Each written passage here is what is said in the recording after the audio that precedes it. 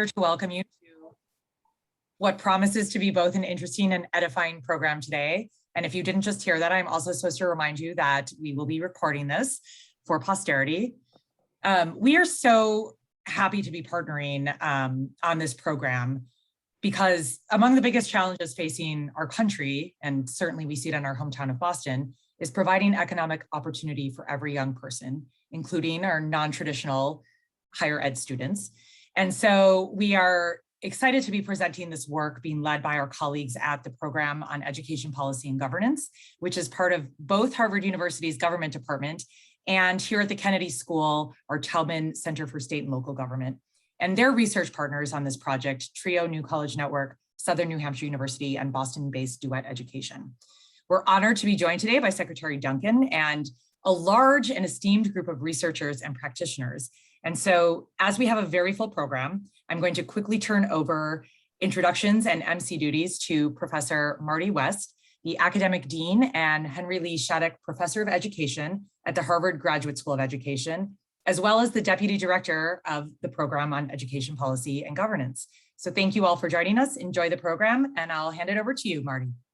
Thanks, Catherine. It's great to have the opportunity to partner with the Rappaport Institute on this event, spotlighting what I think is one of the most promising recent policy innovations in the Boston area. We have a great group of presenters and panelists assembled, and that starts with our first speaker, Arne Duncan. Arne is someone for an education audience who needs no introduction, but he deserves a long one, so I'm going to try and find the right balance. Arne Duncan is Managing Director at Emerson Collective and founder and managing partner of Chicago Cred, an anti-gun violence organization he co-founded with Lorraine Powell Jobs. Prior to that, he was, of course, the United States Secretary of Education and the Chief Executive Officer of Chicago Public Schools.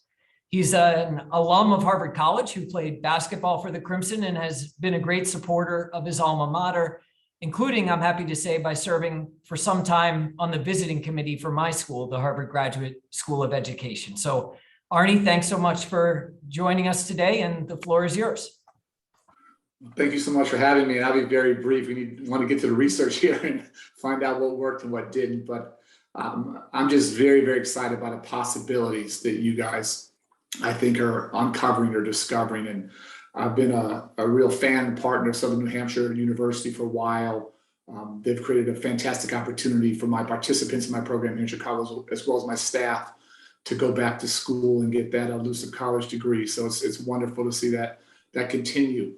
More broadly, the higher education space is as fascinating and complex and contradictory in some pretty remarkable ways. These things may sound that they can't both be true, but I think they're all true. I think we absolutely have the best system of higher education in the world, and we also have a broken system. We have a system that theoretically has literally thousands of choices for young people to choose from, but actually the majority of people who apply to college literally apply to one school because they are bound by finances or geography or family obligations or whatever it might be. We have seen tremendous progress in increasing access to higher education, but also not nearly fast enough. And just to give the numbers, my numbers won't be exact. The good news is over the last 20 years or so, we've doubled access for Black and Latino students to higher education, double graduation rates, close to it. That's the good news. The bad news is for African Americans, we've doubled from about 13 to 23%, and for Latinx students from about 8 to 15%.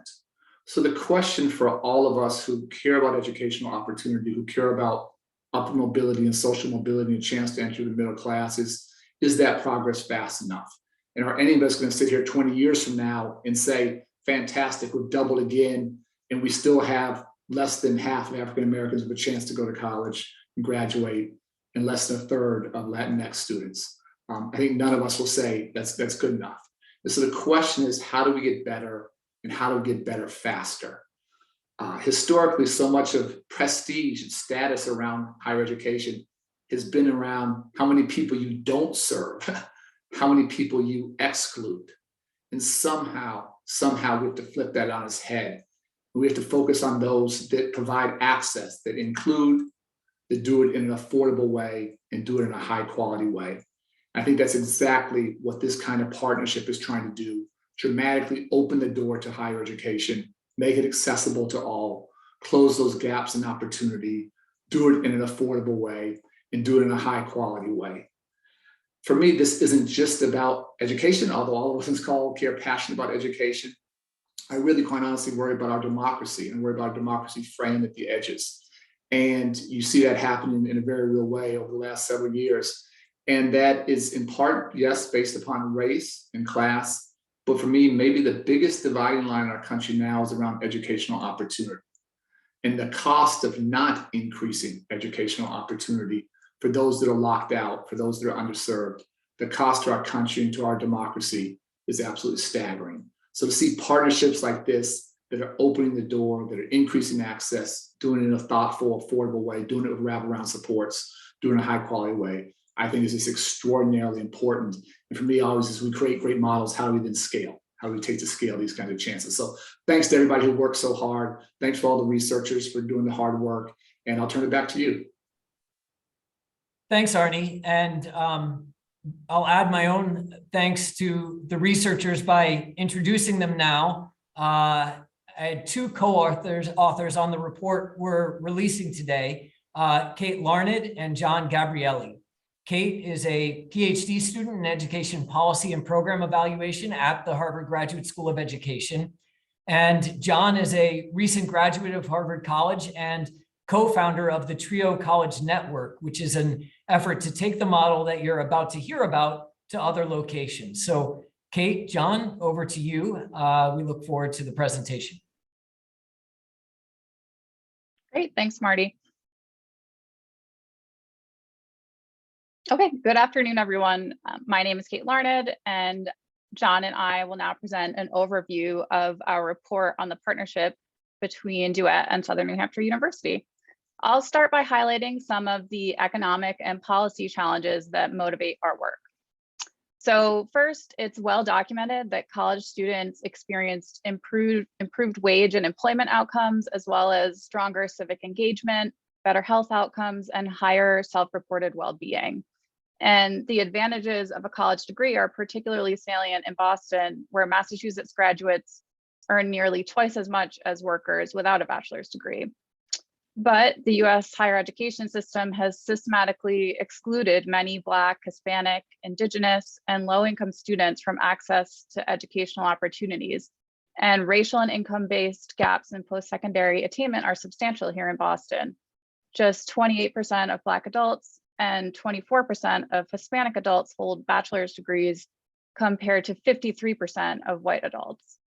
And in addition, fewer than 20% of low-income students from the Massachusetts high school class of 2011 earned a bachelor's degree within 7 years.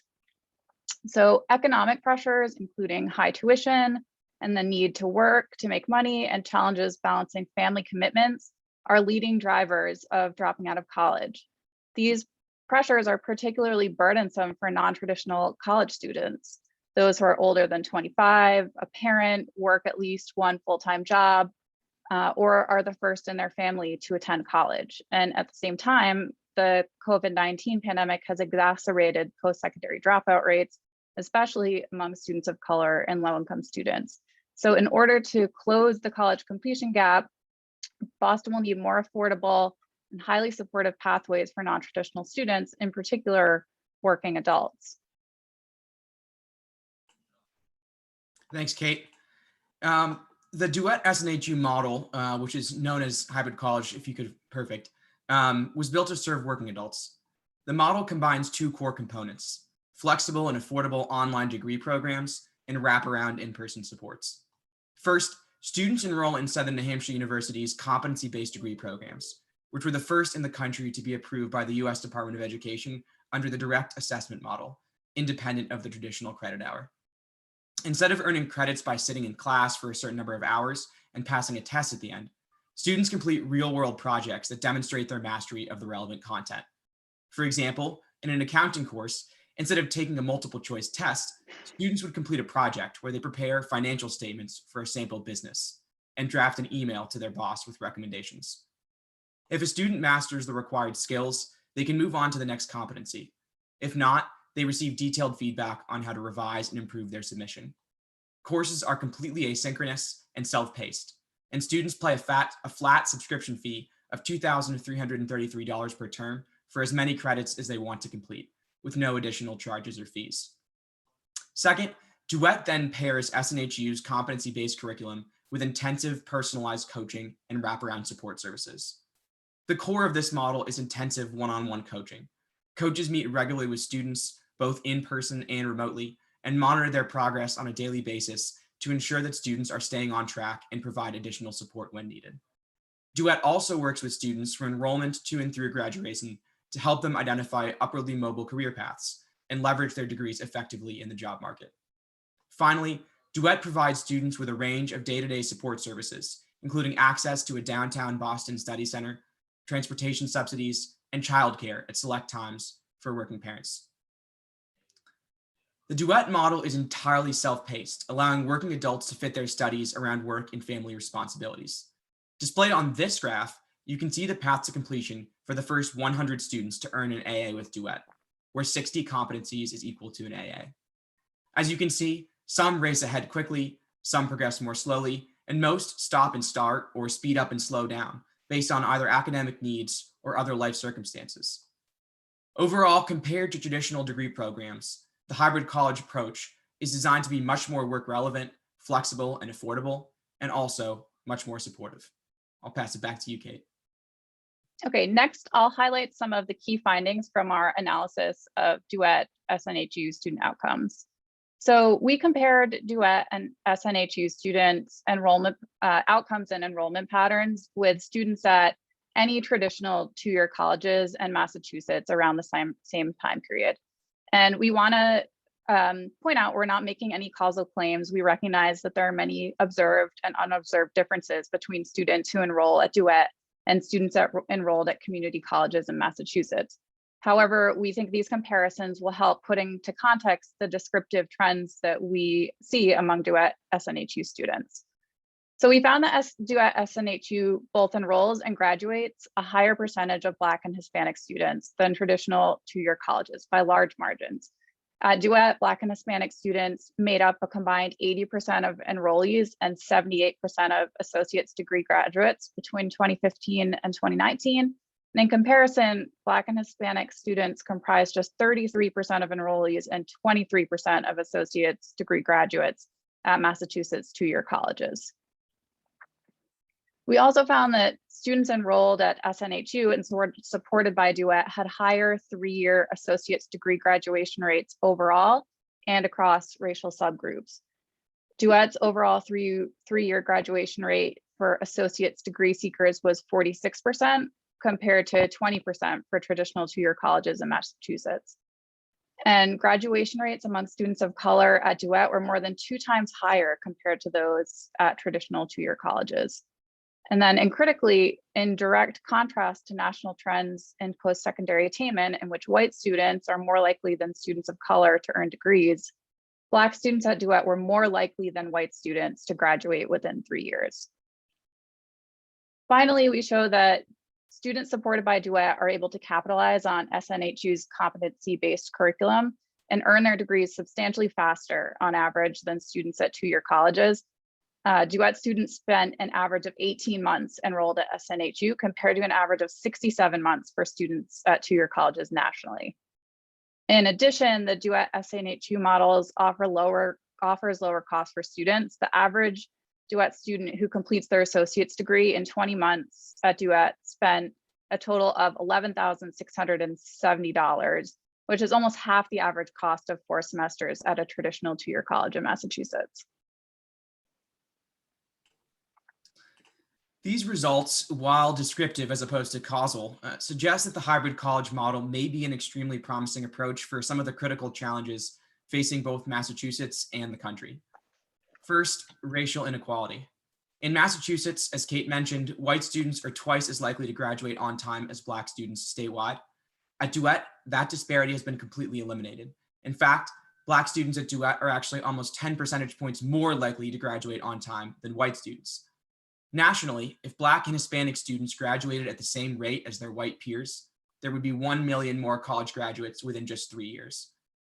The Duet-SNHU model also has the potential to reduce the racial wealth gap by mitigating the burdens of college debt, which disproportionately impacts communities of color. Second, social mobility.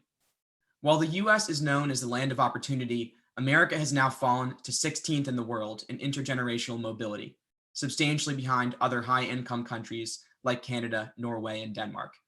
And while Massachusetts has fared better than many other states, absolute mobility has still fallen by more than 35 percentage points over the last 40 years.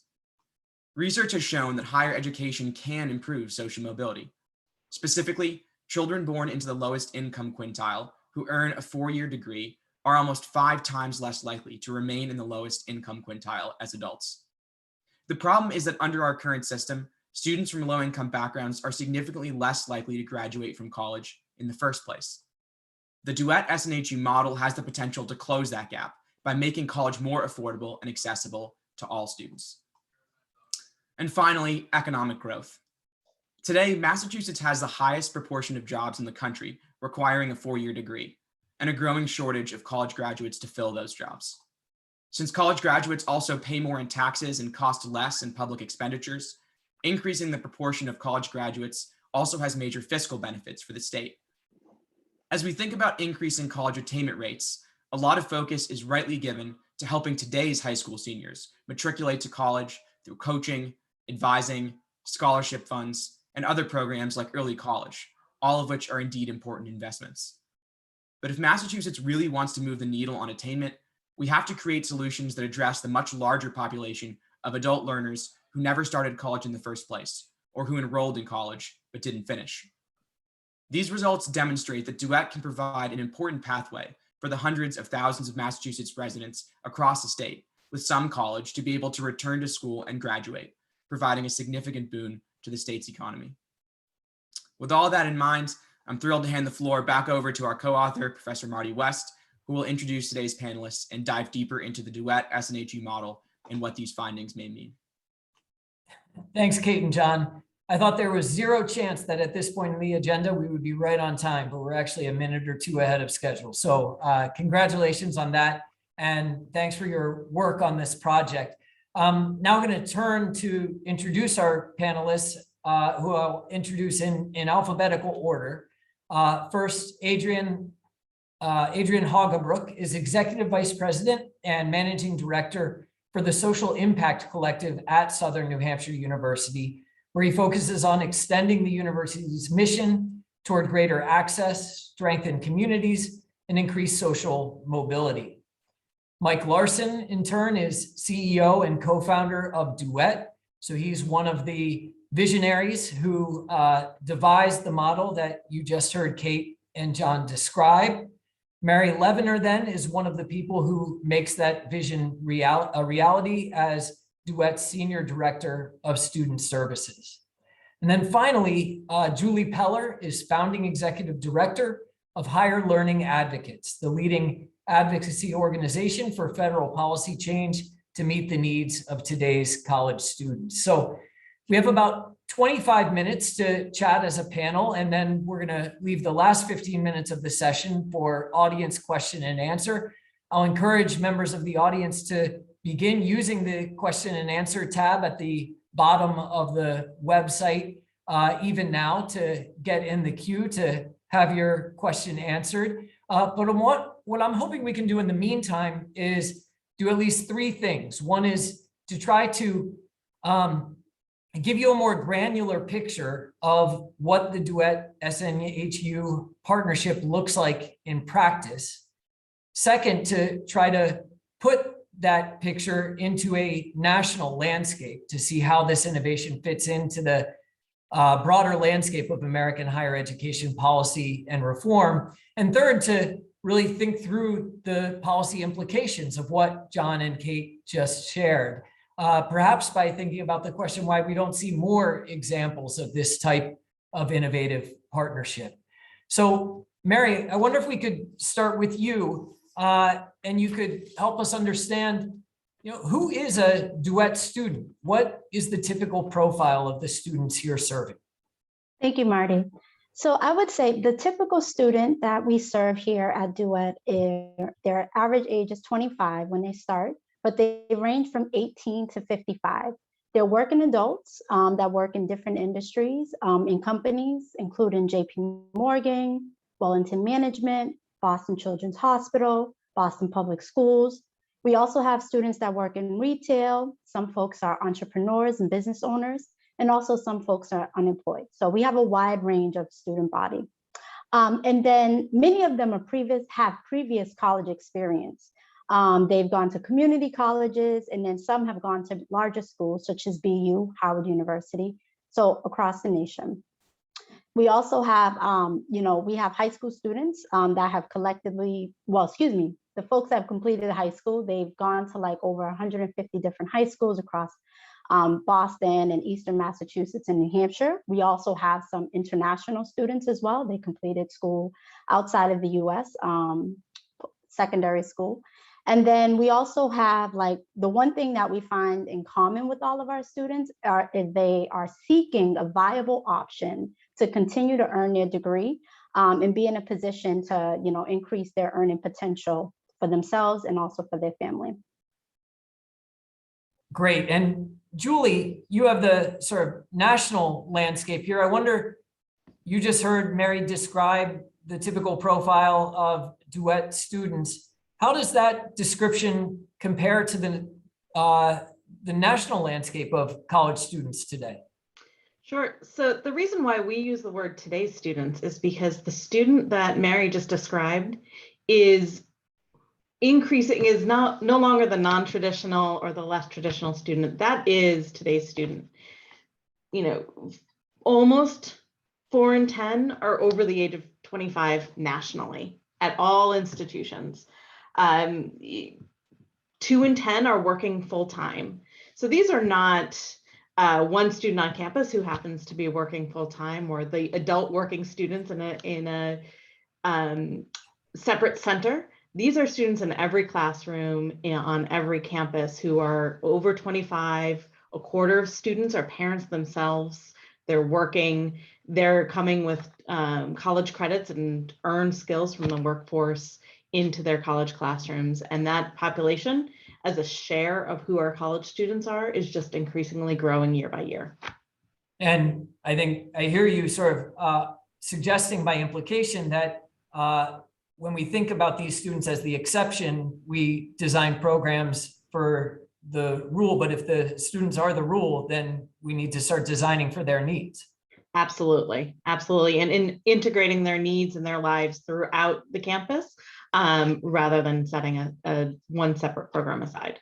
And so that's one way to think about what this partnership between Duet and S8NHU is trying to do. So I want to transition now to try and flesh out a bit the description of that model that you heard Kate and John provide. In the report, we use language like it combines flexible competency-based online courses with wraparound in-person support and coaching.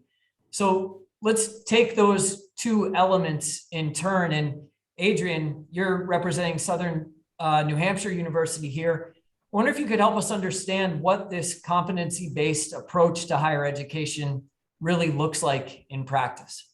Sure. And thank you for this time this afternoon. Let me start by saying first, I'm going to raise a theme a little bit higher than the granular, which is, we've often talked about education being the great equalizer. But what we've done with education, both at the K-12 all the way through post-secondary, is that we politicized it. And so the words that I really like to think about that most closely associate with competency-based education is it now democratizes education. And when I say it that way, then you'll better understand that competency-based education first begins with the learner first, not the institution, not the organization, but it's designed around the learner. And so if you think of competency-based education as the architecture that really helps to marry skills with competencies, then with work, then you begin to understand how this as a modality really helps to drive the very things that the report shared. And so it really is about the component parts. real world projects that Mary just talked about. It really is about mastery of skills. And so when you think of competencies, it is the mastery of the skill set. It's not just you know it, it's that you can demonstrate that you can do it. And then there's the personalized support. And so when we're talking about the populations that we're being served, that are being served through Duet and other hybrid college models, these are the populations that are the often most vulnerable relative to post-secondary because access has been denied. Oftentimes they have tried and now no longer trust higher education or post-secondary or a whole range of other things. And so it becomes the duets of the country that are the trusted community partners that those learners and those students actually align with. And so it's not SNHU coming in to do this, it is Duet. A couple other things just quickly that I'll add to this is the other piece that really makes competency-based education such a brilliant framework is that it's not solely predicated on what you learn here or there. It's based on your experience as well. And so if you've done accounting, why sit through an accounting class when you already know the 1, 2s, and 3s of accounting?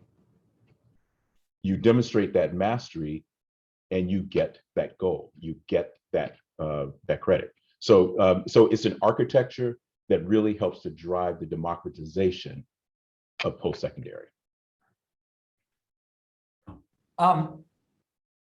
And I should have emphasized as well, the program is entirely online, right? And online education has sort of a mixed reputation. You know, there's a lot of research suggesting that in most instances, it is less effective than the in-person alternative, and that it's particularly challenging as a format or a medium for traditionally disadvantaged students. Mary, one of the things you all try to do with Duet is really provide the necessary support and coaching in person so that that more general finding doesn't apply to your students. So help us understand what that looks like and what particular elements of support you feel are most powerful. Sure thing. So first, just to build off what Adrian described, with the courses the students are taking to earn their credits, like the competency-based projects, they're really intensive. Students are required to submit A-level work, right? They're unable to get through these courses without mastering the work. They can't do B- work or C+ work. And then the types of deliverables that they're submitting to be reviewed by Southern New Hampshire University include like business proposals, balance sheets, PowerPoint presentations with recorded voiceovers and notes. So it's really, really intensive. And so with the coaching, right? So the supports that we're providing to our students include having access to a library space in the downtown Boston area. We're open days, nights, and weekends to allow students to get access to technology, computers, Wi-Fi, and we also to get academic coaching, which is really, really important. We also offer food, right? Sometimes people just need a meal after work and they want to come in and get the work done, but you know, that meal is important. So we're providing little things like that. So when they get here, they know they can just focus on their schoolwork. You know, many of our students, they're doing like working full time, balancing families, and then trying to add schooling. So we try to do as much as we can to provide wraparound services that meet their needs to help them, you know, draw their attention to their schoolwork and focus on their projects. We also offer parking in the evenings as well to help eliminate that cost of transportation. And then for specific students, we are also helping them troubleshoot things like, you know, finding childcare or finding ways to pay for childcare. We all know childcare is a big cost that weighs heavily on families financially. And so in instances where students bring that up as a concern and a drawback to them completing their degree or finding the time to do their work, you know, we'll create an opportunity for them to access resources like that to support them with those financial needs. So Mike, I want to get you into the conversation now, co-founder of Duet. I'd love to hear you elaborate on what Adrian and Mary just said about the two core elements of the program, But I also want to ask you to talk a little bit about the finances. So what Mary just described sounds like it could be a little bit expensive. Yet I know one of your goals is to enable students to graduate without debt loads. So how do you square that circle and make the finances work? Sure. And, I think because we want to provide the finances or provide what sort of Mary was sharing, as well as the tuition, as well as cover the coaching, which is a really important part of what we do. Right. And so just to build a little bit on Mary's piece there, we provide those wraparound supports. We also provide start to finish coaching, which really sort of takes, a coach at Duet, whether it's on the enrollment side, academic side, career side, so it has 3 different jobs, right? One job is kind of being a one-stop shop advisor, right? So question about logging into my portal, figure out my financial aid, what class do I take next, that sort of thing. Second big thing that our coaches do is like personal trainer type stuff, right? Like going to school is hard, right? The payoff is way down the road. It's like not that fun sometimes, right? We often sort of use, working out as a metaphor for going to school, and sometimes need an accountability partner on with you to show you how to do it right, how to head in the next direction, or how to focus your time and to push you a little bit faster, right? Like, I know I should go for a run in the morning and I don't, but if like some guy showed up at my house, I would go, right? And like we played that role a lot with our students. And then the last big thing we do on the coaching side is help people get back on track. And this is why we hire coaches who are adult, sophisticated, sort of experts at building relationships. If someone stops going to school, we reach out to them and we try to figure out what's going on, how we can help them. I think one of the beautiful things about the competency-based program is it's also very forgiving. Traditional school can be very draconian. You miss 2 weeks of school in October, that's hard, right? Here, something happens in your life, you get gone, you can't do school for 2 weeks. We can reconnect with you. You do have the time to catch up. So the coaching piece, all those wraparound services certainly cost money, right? And as you said, we're committed to making sure this is affordable for students, both from an access perspective and then also for a return on investment perspective, right? I think one way we do it is by focusing just on the most important stuff, right? It's very easy to get pulled in lots of different directions, but we are sort of really focused on helping people get across the finish line. John pointed this out, but our students pay $2,332 a term, which for comparison is maybe a little bit less than what you pay at a local community college, but certainly much less than you would pay for a bachelor's degree program, at a state school here in Massachusetts. So it's certainly affordable in that way.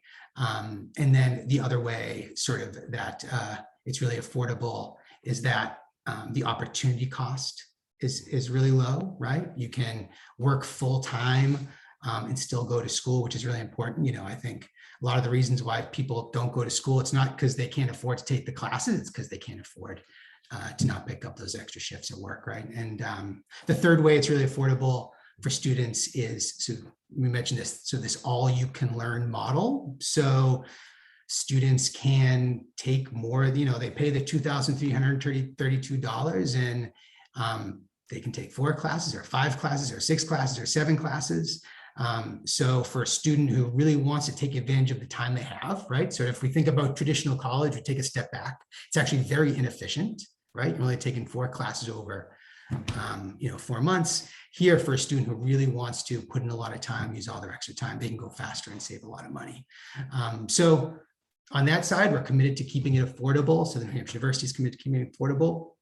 And then, on our end, sort of as I guess the way I sort of let out with it, we just got to focus on the spending the money on sort of the student. And so, right now, the way it works is we're basically a vendor of Southern New Hampshire University, right? They cover all the academic work, curriculum design, faculty, everything that's associated with college. We provide all the support that Mary and I just suggested. Right now, this past year, we were able to cover about 50% of our costs through earned revenue, the rest covered through philanthropy. And our goal over time is to continue to shrink that number, so we can build an organization that can continue on and serve folks and not be reliant on funders. Great, thanks for helping us understand that. I want to pick up on one of the things that both you and Mary mentioned, which is that many if not most of your students are working, often full-time. And that's often seen, just like taking courses online is often seen as a liability, that's often seen as a liability for college students when thinking about their likelihood of success.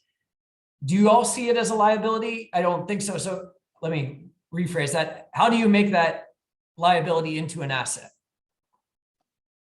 Yeah, so I think, with our students, we view it differently.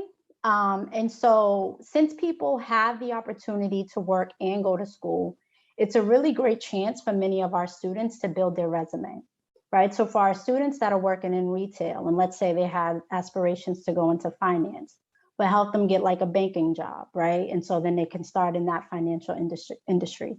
And then from there, they're learning they're getting work experience through their job. They're also getting experience through the competency-based learning program while they're working towards attaining their degree. And then by the time they graduate, they have now the work experience, they have the degree, and now they can then leverage both of those opportunities to help them move up in their career ladder. So we see it as a great position to leverage their degree more, and then also their work experience as well. So we try to create the opportunity for the student and help the student like see the vision and then help them walk through that. And that's all through coaching as well.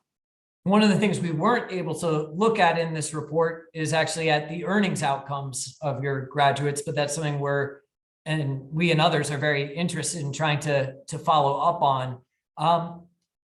When thinking about those outcomes, how does career counseling work at Duet? What's distinctive about your approach in that area? Yeah, so I would say, so when people usually think about their career center, they think about sort of rolling up to an office, in their senior year and sort of having someone look at their resume. Just like on the academic and the enrollment side, our career coaching is highly personalized. It's available starting on day one for students for two reasons. One, sort of as Mary shared, we really do think part of helping people leverage this degree is helping them actually build their resume, right? And so they can match that degree in their resume, their degree plus what they have on their resume along the way.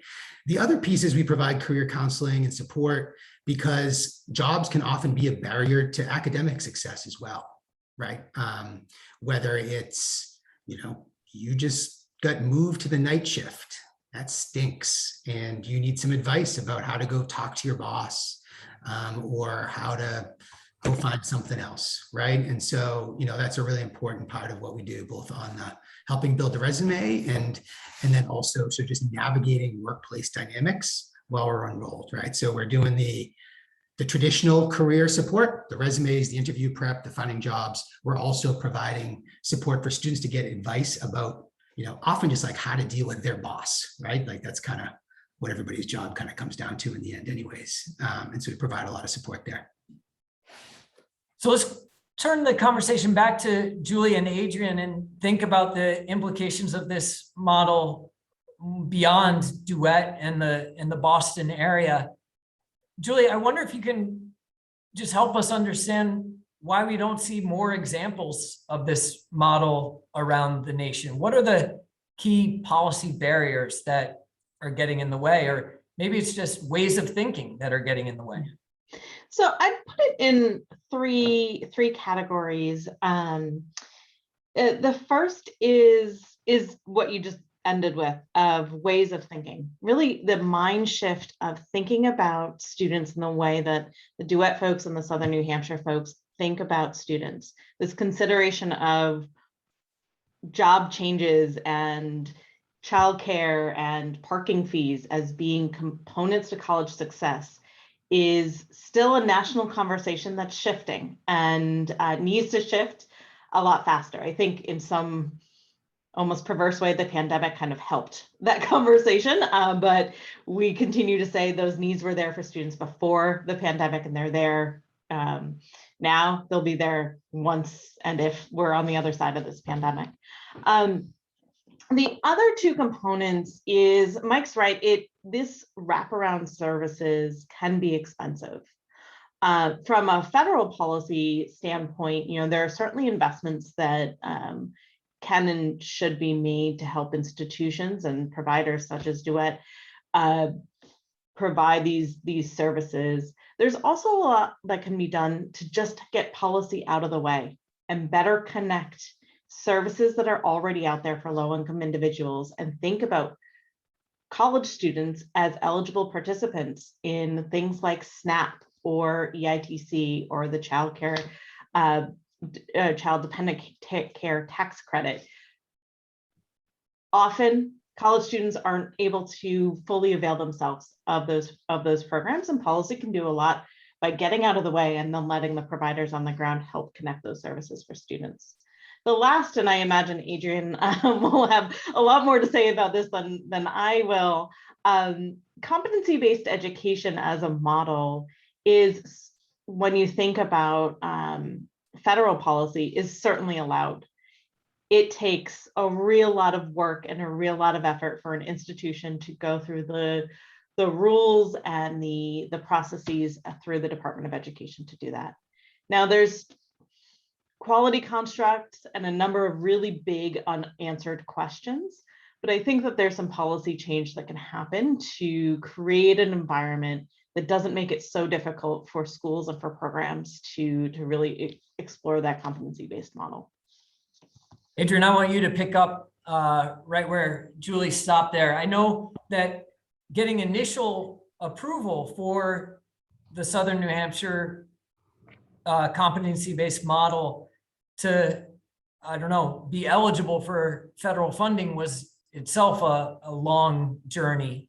I wonder if you could help us understand that, but also talk about what are the barriers that you all are facing now. Sure. I will pick up exactly where Julie left off with this, in that competency-based education is not as well known. And so even as you think about the work that Mike and Mary are doing on the recruitment side, even inbound, it's hard to describe or say to a prospective learner that this is the model, this is the modality that we're offering. Definitely from the accreditation side, the quality side, this is relatively new, and there are a number of institutions that are offering competency-based education. But for example, one challenge with that is transferability. If a Duet student wanted to transfer from SNHU to another institution, that institution may not recognize a competency transcript versus a regular A, B, C. We'll just go with A's and B's, an A and B transcript. And so the transferability, and so there's still a lot of dissonance between how you understand competency-based and where and how that is viewed from a quality dimension. But the research shows that it is high quality in terms of the outcomes. Two other things that I'll just offer is from a policy perspective. One, well, they both kind of lean towards the financial sustainability part of it. We use as core to this program model the federal financial aid. And so as Mike and Mary and others who are leading in this work are really trying to build their programs under a certain limit so that we can maximize and optimize the utilization of federal financial aid, the cap on that obviously sets limits. And so one could easily say, well, let's raise the limit, which I would be a proponent of. But we're also thinking about how do you build the financial sustainability so that we can truly serve, if you're going with a learner-centric model, that you can truly serve the learner in all of his or her or their ways of work, learn, and all of that. And again, as we look at across, just using SNHU as an example, as we look across all of our CBE programming, we are serving almost 90% of our learners are Black and Latinx. 90-something% of them are low income, first generation. And so they're working. So all of the things that you just identified, and most often people think of those as deficits, this model bills it as assets. And it's also expensive. It's more expensive because now you need those personalized supports. So how do we think about policy and that actually incentivizes the kind of collaboration and the cooperation that really helps to drive growth, meaning more people served, because the outcomes, and I loved when we talked about the opportunity costs, because you think, well, you have to work and go to school. Wow, isn't that? No, I can work and go to school, because in a CBE format, I can actually take what I'm learning and what I'm doing at work and apply it in my learning situation. So those are a few of the things that that I think are worth considering. Thanks, Adrian. So in just a moment, I want to transition into audience-driven question and answer. And so I'll encourage people who are in the room with us to begin using the Q&A tab on the bottom of the Zoom window in order to submit questions. I see a couple have also come in through the chat, and I'm happy to monitor that interface as well. But as we make that transition, why don't we just do a quick wraparound and get each of the panelists' views on sort of what you see as the main lessons of the Duet Southern New Hampshire University partnership model to date, and whether there's anything in it that we should think of not as a boutique alternative to traditional American higher education, but rather should become the rule rather than the exception. Mike, you want to start us off? Sure. My big lesson, from day one of working on this is really, so the narrative that's out there that people who don't graduate from college, there's something wrong with them that needs to be fixed, is just incorrect, right? And that sort of drives discussion and drives policy, when really I think we should be looking at the colleges, right? And the idea that we're fitting someone who's 25 today through the same model that they've had 350 years ago with not much change for the purposes of getting ahead in life, it just doesn't make a lot of sense. Mary. Yeah, so I would say in doing this work, my primary focus has been around enrollment, and even, helping students transfer to other institutions once they earn their degree. And so just to piggyback off what Adrian was saying, I think, a rule that should be in place is allowing CBE students to transfer to other schools, right? And so an understanding of, the intensity of the CBE curriculum, and then allowing students to, or other institutions, like being open to learning what that is, what that level of intensity is, and allowing people to transfer those credits in, because I think that will further increase and improve student access to, continuing their education. So, Adrian? I would say that it helps to bring out that there is an ROI, and there's also an ROO, a return on opportunity. So if you think of this equation that I could subscribe to as many courses and receive as many competencies as I can in a time in which I can digest it, my time to degree is shorter. I'm graduating with less debt, and I'm graduating into in-demand work. That's the ROO. And Julie. So I think the point of fitting higher education into a learner's life, that both the Duet coaching and support services, as well as the competency-based model at Southern New Hampshire does, is something that can be taken to scale in any model on any campus. Great. So thanks to each of you. And we have some questions rolling in. Mike, here's an easy one for you, which is, would you be open to providing initial rollout support if a higher ed institution would pilot this initiative on its own campus? Sure. Yes. Well, maybe that's a good opportunity to talk a little bit about what's going on in terms of expanding the hybrid model and even the Duet version of the hybrid model to other settings. You want to give us a flavor of that? Sure. So, we're committed to growing here in Eastern New England, Greater Boston. And we do think this model can work lots of other places too, obviously, right? But I'm not actually personally the right person to do that. I don't know anything about really anywhere else. And so, one of the things we're doing is we're partnering with TRIO, which is a nonprofit here in Boston, but that's working to really sort of take what we've learned at Duet over the years and find local partners, local fellows in different cities, currently in Camden and Newark and Detroit, to help launch programs where we can share what we've learned with them. So, we've learned a lot, taken a lot of, left turns, right turns over the years, and they can really hit the ground running in those places. Awesome. So we'll look forward to learning about those programs as well. I've got hardworking panelists here. They're typing their own answers to questions up here. I've never experienced that. But I'm glad. I was going to ask you, Julie, to follow up with some sources for your description of modern learners or today's college student. But I do want to have us as a group tackle this question. First of all, just practically, how do you all spread the word about the Duet opportunity? How do you recruit students? But there's a related question. How do you do that given the widespread perceptions of online higher education as somehow a, I don't know, cheaper alternative?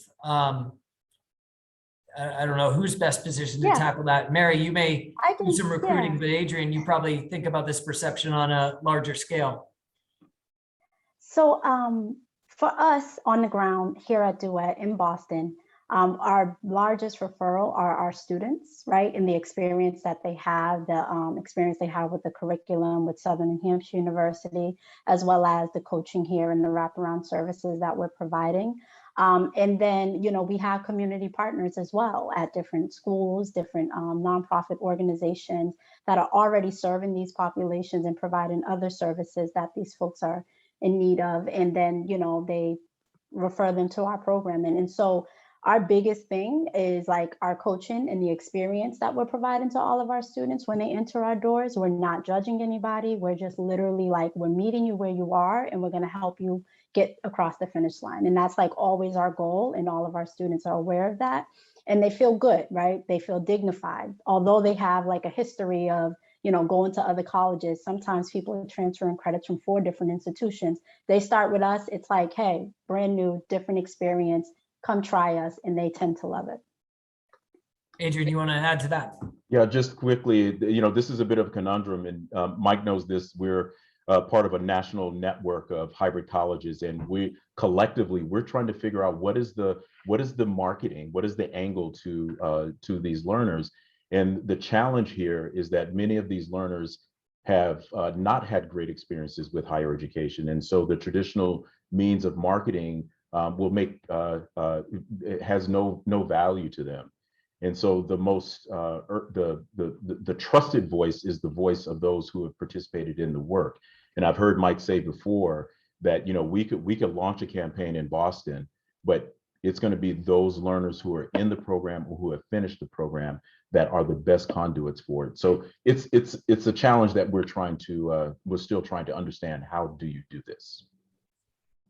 And here we have a question about again, related to it being an online program.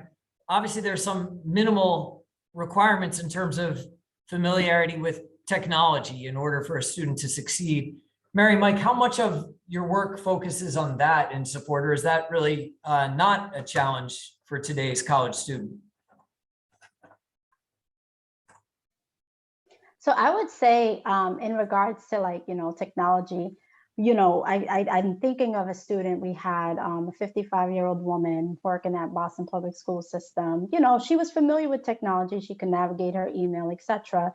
And as she was receiving her academic coaching and going through the competencies of the program, she, of course, improved her, her understanding of technology and how to use it more effectively. And so the academic coaches do use their time with students to help them navigate and teach them how to do things more efficiently and effectively. So, we, again, meet students where they're at, and the academic coaching and, the coaching services we provide will, include little things like that, which is, our personalization, right? That's like the key function of our coaching is like personalized. We understand that when, everyone's not the same. And so we just meet folks where they're at, figure out what they need, give them those resources and watch them excel. And Adrian, there's a question here that I think you're best positioned to answer, which is, does it matter that SNHU is a private institution? It has a name that many people think is a public institution, but are there unique or additional barriers that public institutions face that disincline them or prevent them from doing the type of work that you all do? My general response would be no, it's just the commitment of doing it. And I don't mean to make it sound as simple as that. But we've dedicated the resources in terms of the human capital and partnering and really moving in that way. And so we're committed to that. But there's nothing to preclude a public institution from doing so, nor are there many differences. If your program is an accredited program, it's an accredited program. So where I would like to see more synergies, and Mary mentioned this a little bit earlier, and I did as well, is how do we think about the transferability, even within a particular region? Can we think about the transferability of CBE from one institution to another, regardless of their status? So turning to a couple of questions that came in the chat from Matt Leonard. Matt notes that it seems that the students enrolling in Duet or in SNHU through Duet have varying goals. Some are thinking more about degree attainment, some thinking about enhancing skills in their own industry, some wanting to move. He's curious about whether you track intermediate outcomes sort of along the way towards degree attainment. So our report really looks at degree attainment as a summary measure of success. But Matt's asking about whether you all are in a position to sort of capture and track the development of specific technical skills, the degree of engagement in studies, maybe non-cognitive skill formation like executive function, being able to manage a schedule. How do you all think about tracking that along the way? Is that built into the SNHU curriculum or something that Duet does separately, or an area that you're still working on? Yeah, it's a good question. The thing that we track the most is certainly degree completion, right? And that's while students come to us and with hope of getting lots of different things out of it along the way, really getting that college degree is what matters to them. And, what is that currency that gives them more opportunity. And so that's what folks are mostly focused on. I would say the Southern New Hampshire University curriculum does a really good job of, assessing, skills, whether it's writing or, more, digesting content, things like that. I mean, we didn't really get too much into it, but the way the curriculum works is you submit something and the faculty member actually writes you back and tells you how to get better and keeps writing you back until you get an A, right? I think there's almost nothing else like that. If you're for a B student at really any college in America, no one's really taken the time to help you become an A student. And they are at SNU. And so I think that's, one way the SNU curriculum itself is really good at helping people build those skills. And then also too, giving people the opportunity to work, quite frankly, and build those workplace skills live is what's helping them, do well in the workforce after. Then a related question asking about the extent to which you see Duet students responding to local labor market conditions. So, are they picking up on sort of what's going on in the needs for the economy, what's hot and what's less promising, and sort of coming to you with aspirations, course choices in those areas? Or is that something that really you all are, I guess, helping them on the counseling side navigate? Yeah, I would say we start with the student and their skills that they bring to the table and their experience, right? So someone who's been working retail for 10 years, working at the Stop and Shop in Everett or whatever, but they have a lot of really good skills, right? What we try to do is help them translate those skills to get a job, for instance, at a hospital or a place that's going to help them rise up from there.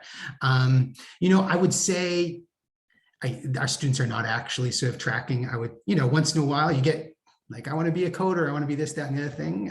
But for the most part, it's people coming with their own life experiences and realizing that wherever they are, they need a degree to get ahead, right? Whether it's someone in BPS who's like, listen, I need to get this degree to get paid more money, you know, or someone at JP Morgan, like, listen, I've been here forever and I'm great, but like literally I will not be promoted until I get a degree. So I think it's their own personal experience that's driving those decisions.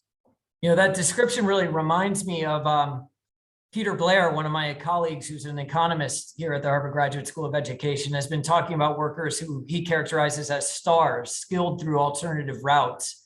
And what I see you all doing in some ways is providing a vehicle for those skills to be recognized, in some cases quite quickly, by virtue of the competency-based approach. I see a lot of heads nodding about how Peter's idea really sort of resonates for what we're trying to do here. So we've reached the end of the hour, and I want to be respectful of your time and the time of those who have joined us in the audience. Let me conclude by just thanking Kate and John for their tremendous work on this report, thanking each of you for spending some time with us this afternoon on the panel. Thanks to our partners at the Rappaport Institute for Greater Boston for helping us spread the word, and would invite anyone who's interested in learning more to reach out to us, or to, I'll be so bold as to say, anyone on the panel. All right, thanks everyone. Thanks for being with us.